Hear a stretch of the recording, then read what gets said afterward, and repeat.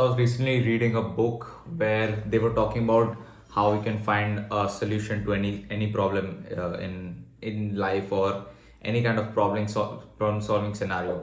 So they said that there was an epidemic of guinea worm disease in Africa.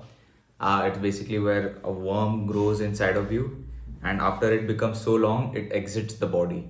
So and it exits over several weeks and months. So it's very painful, and it keeps spreading. And when the worm is exiting, like the natural response is to put your leg, or it usually exits from the leg. So the natural response is to put your leg in water to ease the pain. But the villagers in Africa, of those villages, when they used to get that pain, they used to put their legs in the water of the lake, and that's when the worm would release its eggs, and the cycle would repeat again. The people would drink the water, and the eggs would go inside, the worm will grow. It's a never ending process. In order to tackle this epidemic, the researchers, they made a list of all the villages, and every single one had this problem except one. And the one that did not have the problem had everything the same lake, the same, people, culture, everything was the same. So they saw, okay, इधर क्यों हो रहा है epidemic और इधर क्यों नहीं हो रहा है. So they saw that the women that were taking the water from the lake, they used to put their cloth over the water before putting it in the pot. So essentially it was filtering out the eggs so that people drink it and the worm does not come in the first place. And they said that you can use the same idea in any kind of situation. They said that find a problem that you are dealing with, and find a situation where that problem should exist but does not exist. Right? Does that make sense? So I kind of try to find this out for myself, that what makes somebody successful and like others are not successful. So if you think about it, humans are the same, whether you're successful or you're not successful. You have the same brain, you have the same equipment. If you think about it, the successful person is the exception, just like the village that did not have the disease amongst them. What is that one thing that they do differently than normal people? And I want you to take a guess. What do you think it is? Is it a difficult childhood? Because a lot of people talk about that I had a difficult childhood. Our family was poor, etc. Is it reading? Do all successful people read? Maybe some don't. What is it? I found out that across every history book, across every interview of successful people, they all say one thing. They have to say one thing, and they do. They say, I do my work even when I don't feel like doing it. I hate my work, but I still do it. And upon reaching this conclusion, which I'm still convinced by, I was a bit upset. Ki, why does it have to be this hard? I've never been that disciplined across like my whole life. And I was upset at the answer because I expected something better. I expected an answer which I still am expecting, but there isn't one. I'm still expecting an answer which, will keep me motivated like every single day. But it's not like that. They said the reality is very different. I wanted an answer that would make me motivated for every single task, every single day for the rest of my life. But I guess that doesn't exist. So I decided to try this out for myself. Okay, what happens if I do things when I don't feel like it? So I've been testing this out for the past 1 to 2 weeks, and where I do things when I even don't feel like doing. And honestly, I'll tell you, it was very depressing in a sense, because there is no joy. It's very hard to derive joy when you are in pain. Does that make sense? It's very hard to keep going. And just yesterday, I did not feel like doing anything. Usually, I love working out, but I just hated it at that point. And I thought about it, and I thought, ki, acha, is this what life will be like if you want to be successful? Is this what you're signing up for? If you give me an average, okay, in how many days do you actually feel motivated? I'd say about once a week, I'd feel motivated. across the whole day, right from the morning till the night. And the next, I expect that same motivation to be there the next morning. It's not there. I try to find it, it's not there. It's difficult. 6 out of 7 days are hell, complete hell. And when I'm in doubt, when I have that kind of question, ki, is this a good way to live life? I just think about what I would do otherwise. If I wouldn't do what I feel like doing, I would do what I feel like doing, which is watching YouTube, jacking off, and growing up to be being very weird socially. I'll give you an example. Yesterday I had my driving test. I didn't have a vehicle, so I was going with someone else. So we were talking. He was a 26 or 27-year-old guy, and we were talking just about his bike, like about his job, his education, and all. Eventually he's like, "Yeah, bro, now I just want a girlfriend." That was difficult to hear, honestly. And I know, like, based on just looking at him, the guy's deprived. He's not good socially. He does not have a good body. He has an average job. He's 26. I hope he doesn't commit suicide because of his loneliness. And asked him, like, तो भाई plan तो रहेगा ना तेरे पास, like, on finding a girlfriend? He said, नहीं, मैं just Pune घूमते रहता हूँ, पर जैसी मुझे चाहिए वैसी मिलती नहीं है. जैसी तुझे चाहिए ना, उसको तू नहीं चाहिए.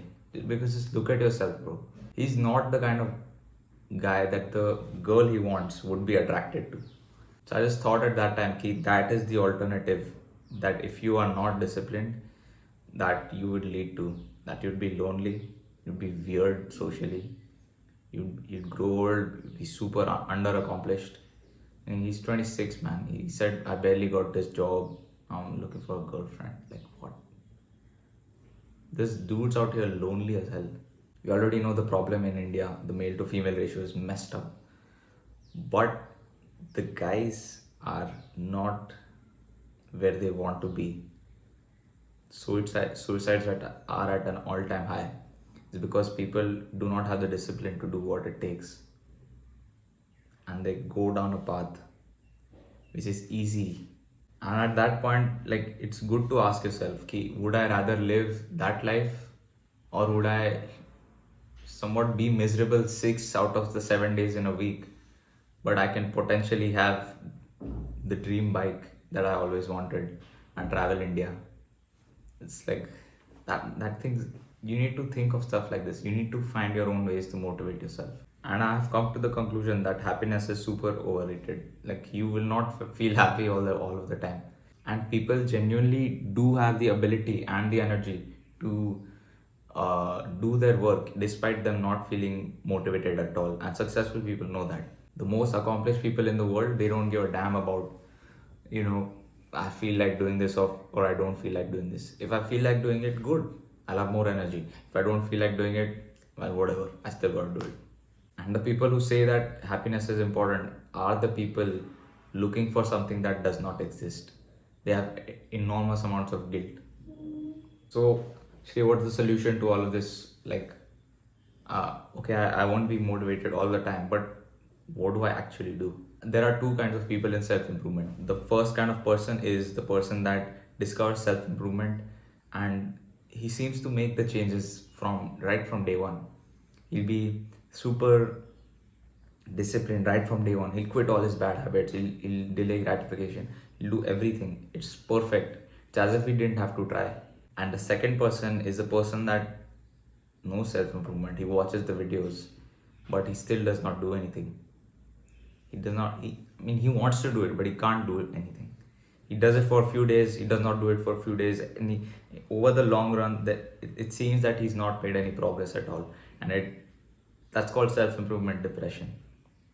And I think people know that they can become successful. I think people know that they can do great things, but it's the fear of success that keeps them back, and not allowing them to truly push themselves and do the work when they don't want to. And let me tell you, every single Indian comes in the second category, that they discover self-improvement and they cannot make progress. It's because Indian childhoods are designed to mentally destroy a child. No, at home and at school. No matter what background they come from, rich, poor, like whether they're smart or dumb, there are some fundamental issues. Either it's because of parenting or it's because of the education system that they're in, and this leads to terrible mental health. And that's why when you think about like the average Indian millionaire, there's a reason that they look like this, and they're super unhealthy, and they have relationship problems. Now can you think of an Indian person, Indian guy, who has everything, who has money, who has health, who has good relationships? There is not a single person like that. Show me. And whereas on the other side of the world, in USA or like Europe or something, people have all these things. Why do we only focus on one thing? Why do we not focus on all the other things? And I know people try to improve those things, but why can't they? It's because of bad mental health, because of childhood messed up like traumas and all that keep them back. Honestly, I think that. So focus on improving your mental health. I'd say the first step would be to focus on your mental health. Remove your bad habits. That's the first thing. Incorporate good habits. Think about your childhood more, and dive deep into your childhood of whatever messed up things that happened to you, and write them down, introspect over it, and forgive all the people who were responsible for that happening to you. Forgive them, and then accept your past and move forward. I'd say this is the first step, which I don't know no one's gonna do, but do it. Trust me. Now I know this is not the solution that you expected me to give you. Again, you expected me to give you something that would motivate you and push you further, but it's now or never. I know you're not motivated right now. I know you're not too excited about diving deep into your childhood, but I'd say go for it. Do it. And even I'm in the pursuit of educating myself. Bro, I'm reading 2 to 3 hours a day right now. I want to figure this out. I'll make sure with every video we get closer to the truth. This is just one glimpse of the truth that you have to do. Your childhood, you need to fix it. You cannot cling on to it. And right now, if you're not motivated, you especially need to turn YouTube off and get something done. With every video, we'll get closer to the truth. Thanks for watching.